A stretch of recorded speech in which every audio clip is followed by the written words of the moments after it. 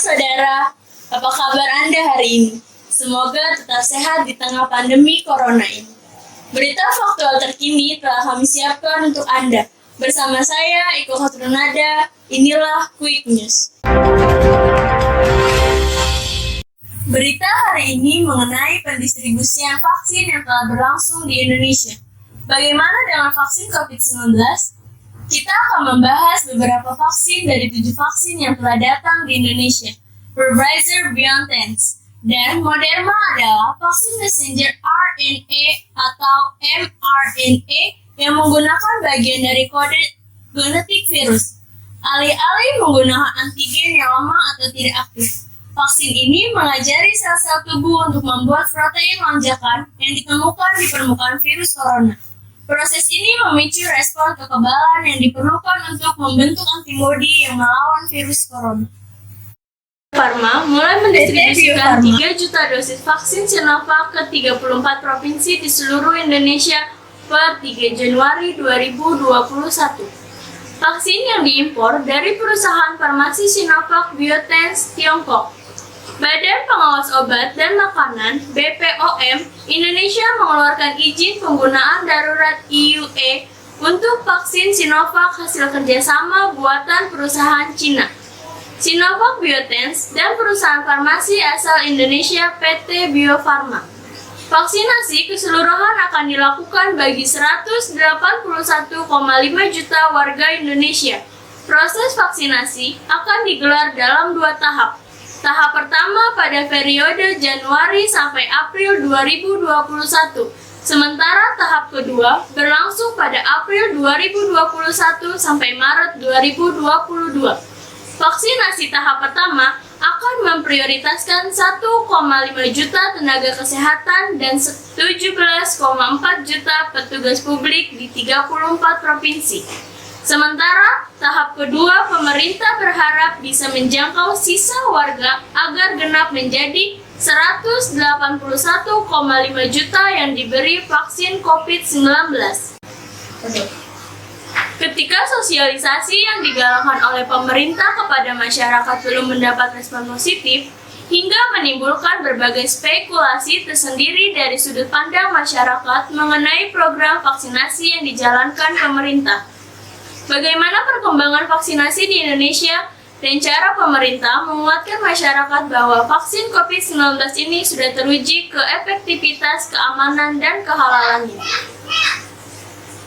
Dalam menentukan keamanan dan efektivitas vaksin COVID-19, Badan POM mengikuti standar dan regulasi yang sudah menjadi komitmen kita bersama secara internasional.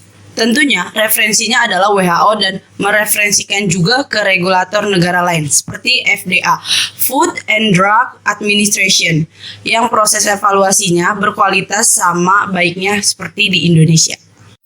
Penerimaan suntikan dosis pertama 814.585.000, sedangkan yang kedua 171.270.000 per 8 Februari 2021. Sebanyak 814.585.000 orang telah disuntik dosis pertama vaksin COVID-19 hingga hari ini. Sementara 171.270.000 orang telah mendapatkan suntikan vaksinasi tahap kedua. Merangkum data Satgas Penanganan COVID-19 dan Kementerian Kesehatan pada Senin 8 Februari 2021, jumlah penerimaan vaksinasi COVID-19 tahap pertama hari ini dilaporkan bertambah 30.267. Sementara penerima dosis kedua bertambah 32.139. Untuk sasaran vaksinasi sumber daya manusia, kesehatan bertambah 23.735, sehingga secara keseluruhan bertambah 1.652.958. Sebanyak 1.643.061 orang telah melakukan registrasi ulang. Adapun sasaran sumber daya manusia kesehatan adalah tenaga kesehatan, asisten tenaga kesehatan, dan tenaga penunjang yang bekerja pada fasilitas pelayanan kesehatan. Sementara, total sasaran vaksinasi virus corona yaitu penduduk berusia di atas 18 tahun di Indonesia berjumlah 181.554.465. Juru bicara vaksinasi PT Bio Farma Persero, Bambang Herianto, mengungkapkan pihaknya telah memproduksi 11 batch vaksin COVID-19 dari total target 13 batch. Dalam satu batch ada sekitar 950.000 dosis. Tapi diharapkan dari total 13 batch ini nanti bisa menghasilkan 13 juta dosis pada 11 Februari 2021. Total 13 batch yang akan diproduksi ini merupakan bahan baku bulk gelombang pertama yang diterima oleh Bio Farma pada Januari 2021. Bio Farma pada 12 Januari 2021 telah menerima bahan baku sebanyak 15 juta dosis dengan tambahan overfill 1,5 juta.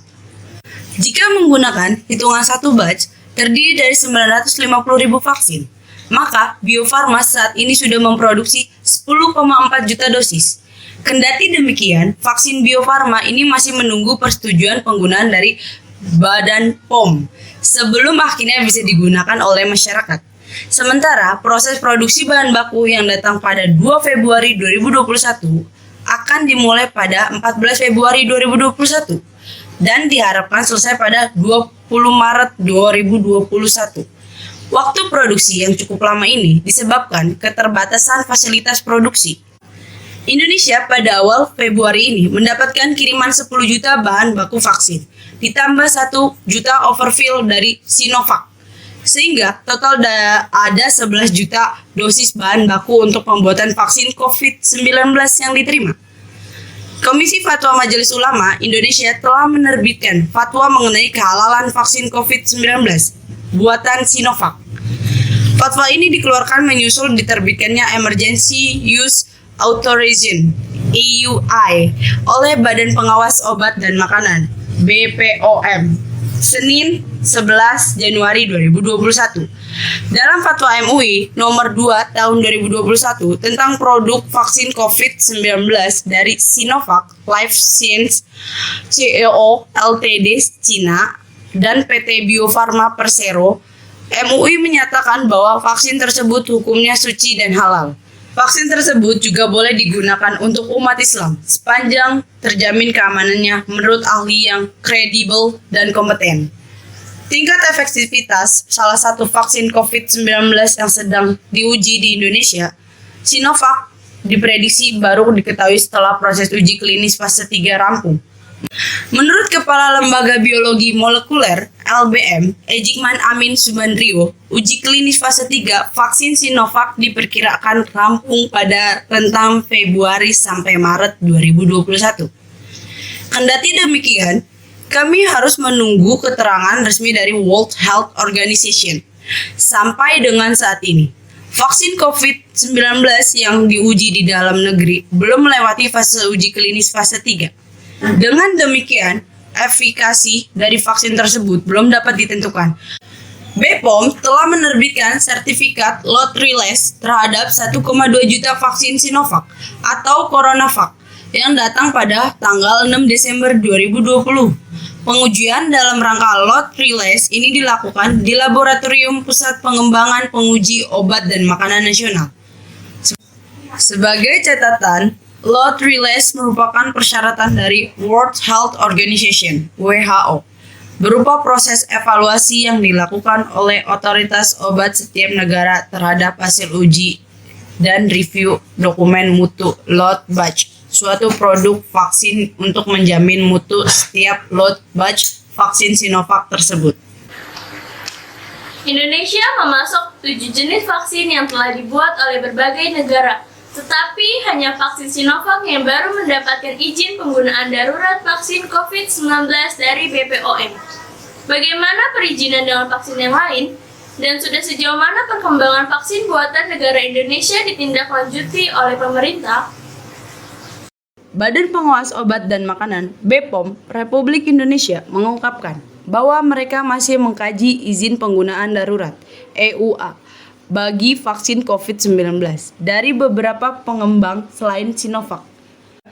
Menurut Kepala BPOM Penny K. Lukito, beberapa vaksin COVID-19 yang masih dalam proses tersebut adalah dari AstraZeneca, Sinopharm, dan Novavax. Untuk hasil berupa izin penggunaan darurat ketiga vaksin COVID-19 belum bisa dikeluarkan.